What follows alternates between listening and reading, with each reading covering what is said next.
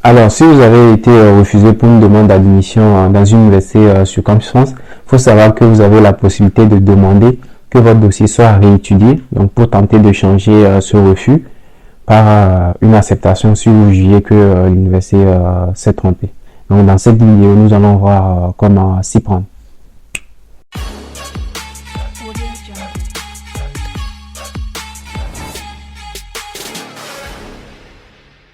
Bonjour les amis, bienvenue pour cette nouvelle vidéo. Donc pour ceux qui ne me connaissent pas, moi je m'appelle Ouro Saoud Farou et je vous aide à réussir votre procédure Campus France de A à Z. Donc dans cette vidéo, nous allons voir comment s'y prendre pour faire sa lettre de recours gracieux. Alors il faut savoir que vous pouvez faire un recours gracieux dans deux cas. Donc dans un premier cas, si l'université précise que vous pouvez contester leur décision. Donc dans ce cas, l'université va vous préciser le délai pour contester leur décision. Peut-être 15 jours, peut-être dans 15 jours, 30 jours ou dans 2 mois à partir de la date de notification du refus. Soit dans le deuxième cas, si l'université ne précise pas. Donc si l'université ne précise pas si vous pouvez contester leur décision ou pas. Donc dans ce cas, il faut savoir que vous pouvez contester le refus. Donc vous pouvez faire un recours gracieux. Mais il y a un troisième cas. Donc, un troisième cas où l'université précise que leur décision est sans appel. Donc, c'est-à-dire que ils ne vont plus réétudier votre dossier. Donc, ils ne vont plus revenir sur leur décision. Donc, dans ce cas, je pense pas que l'université va réétudier votre dossier, même si vous faites un recours gracieux. Donc, pour faire votre recours, il est important d'abord d'identifier le motif de refus. Donc pourquoi est-ce que vous avez été refusé? Si c'est pour un niveau insuffisant, un dossier incohérent et pas assez motivé et tout ça. Donc une fois que vous avez identifié la cause du refus, vous assurez que vos arguments seront valables. Donc faudrait pas que on te donne un motif qui est valable, que toi-même tu as conscience que leur motif est valable mais tu veux contester. Donc faut t'assurer que tes arguments sont solides, ça tient. Et que réellement l'université s'est trompée avant de faire un recours gracieux. C'est pas parce qu'on dit vous avez la possibilité de le faire que tu vas le faire même si tu n'as pas raison. Donc faut avoir des arguments solides et s'assurer que ces arguments sont valables avant de faire une lettre de recours gracieux. Donc il faut savoir que généralement cette lettre est adressée au président de l'université. Sinon, dans le cas contraire, ils vont vous dire à qui adresser votre lettre de recours gracieux. Dans le cas où ils précisent que vous pouvez faire votre recours gracieux.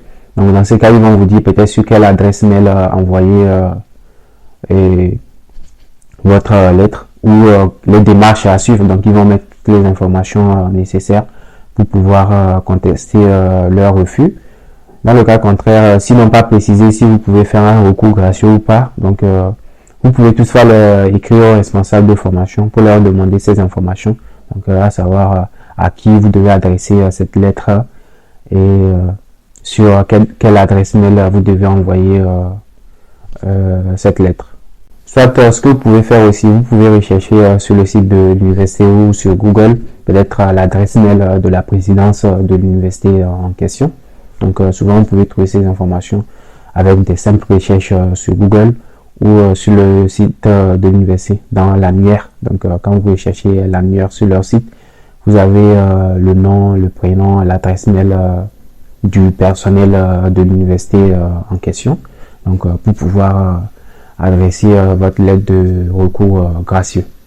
Donc une fois que vous avez toutes les informations nécessaires, donc à savoir à qui adresser la lettre, sur quelle adresse mail envoyer la lettre et que vous jugez réellement qu'ils se sont trompés, que vous avez trouvé des arguments solides pour contester le refus. Donc vous pouvez rédiger cette lettre de recours gracieux. Donc n'hésitez pas à vous inspirer des lettres déjà existantes sur le net.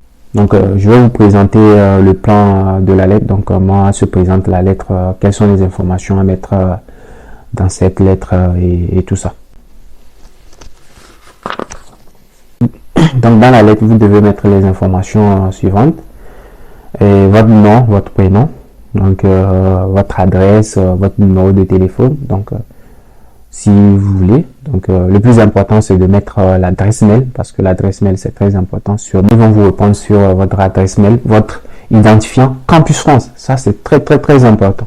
Ça va leur permettre de retrouver vite votre dossier et mettre à qui cette lettre est adressée. Donc, si c'est au président de l'université ou au responsable de formation.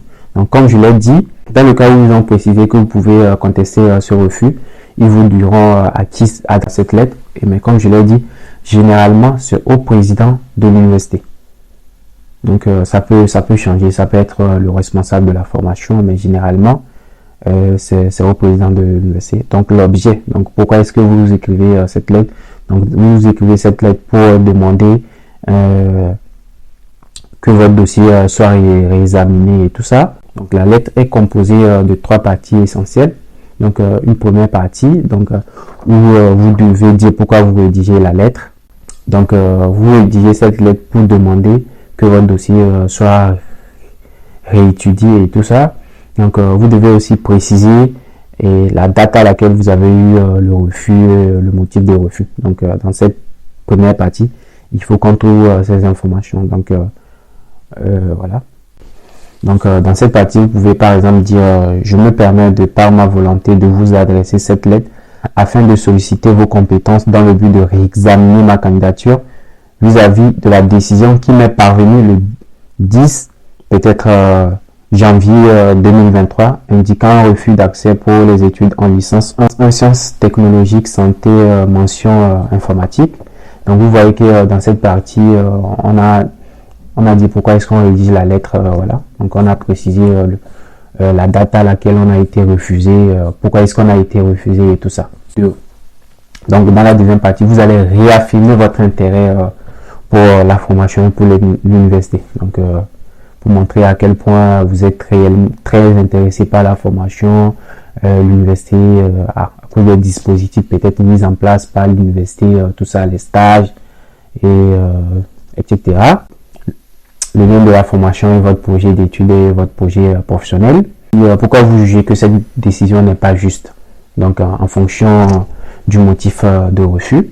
Donc, peut-être si c'est un niveau insuffisant, vous pouvez argumenter avec les conditions d'admission. Par exemple, si on vous dit que vous avez un niveau insuffisant, pourtant vous avez bien vérifié les conditions d'admission et que votre dossier respecte les conditions d'admission, vous pouvez essayer d'argumenter avec ça. Ou soit peut-être si vous avez de mauvaises notes, vous pouvez essayer de trouver des arguments pour justifier cela et tout ça. Par exemple, si votre dossier, on dit que votre dossier est incohérent, donc vous devez montrer à quel point votre dossier est cohérent. Donc, vous pouvez essayer de mieux réexpliquer votre projet et tout ça pour qu'ils comprennent que c'est cohérent. Par exemple, si on dit que votre niveau est supérieur, pas supérieur, si peut-être vous régressez, donc peut-être si vous étiez en licence 3 et que vous revenez peut-être en licence 1, vous pouvez essayer d'expliquer pourquoi ce choix et tout ça avec vos arguments et tout ça. Et la troisième partie C, c'est les formules de politesse. Donc, c'est juste pour leur remercier pour le temps qu'ils vont prendre pour réétudier votre dossier et tout ça. Donc, on vous remercie de l'intention que vous portez à ma demande et dans l'attente d'une réponse que j'espère favorable. Je vous prie, messieurs et mesdames, je vous prie, mesdames et messieurs, l'expression de mes sincères salutations. Une fois que vous avez fini de rédiger votre lettre, donc peut-être si vous l'avez rédigé sur Word, vous faites un copier-coller et vous collez ça dans votre mail avec l'objet. Pourquoi vous écrivez la lettre, peut-être lettre de recours gracieux avec les informations qu'il faut, donc comme vous le voyez ici. Et aussi, vous pouvez ajouter d'autres documents en pièce jointe pour soutenir vos arguments, peut-être de nouvelles notes que vous venez de recevoir, des lettres de recommandation, tout ce que vous jugez nécessaire. Donc, tout ce que vous pensez que ça peut aider votre demande de recours gracieux. Mais il faut savoir que le recours gracieux, ça ne marche pas forcément, mais si ça marchait peut-être pour d'autres personnes, on ne sait jamais. Peut-être que ça peut marcher pour vous. Si jamais vous avez un refus, avant d'attendre les autres réponses, si vous avez le temps, je vous conseille d'essayer les recours gracieux. Donc après, si vous avez une admission, vous pouvez laisser tomber. Sinon, on ne sait jamais, vous pouvez essayer un recours gratuit et puis ça va marcher. Donc ça a déjà marché pour certaines personnes, donc ça peut marcher également pour.